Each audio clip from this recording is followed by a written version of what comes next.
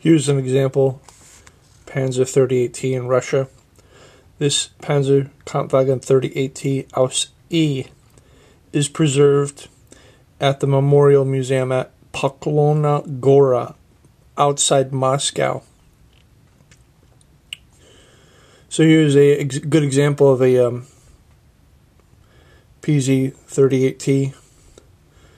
It's kind of funny that a Czech tank ends up in Russia instead of like a Czech tank being in Czechoslovakia or Czech Republic. So here's an example of the basic form for what became the Hetzer as a variant and a Marder and all that. And growing up, I went to Aberdeen as a child and was exposed to like Hetzers and Marders and the U.S. didn't have any primal examples like this, the way that the tank is supposed to look. So it's like you have to visit a whole other country across the ocean to understand what originated from the Hetzer and the Marder and stuff like that. Examples of tanks like that. And there's not a lot of these in the world, I don't think. And this is the ancestor of the PZ-38T was the TNH light tank, with 50 manufactured for the Iranian army in 1937.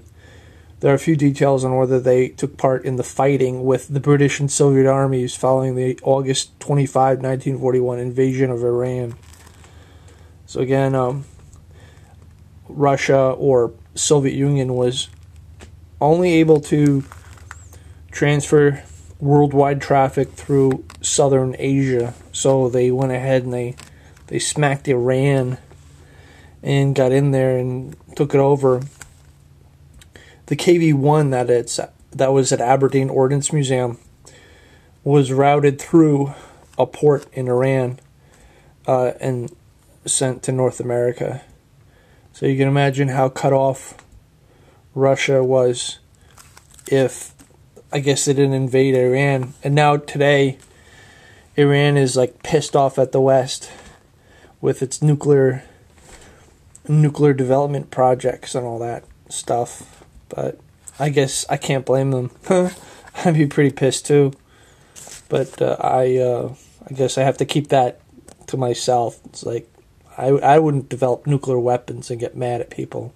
But actually, I hope that things that go in Iran today are go well.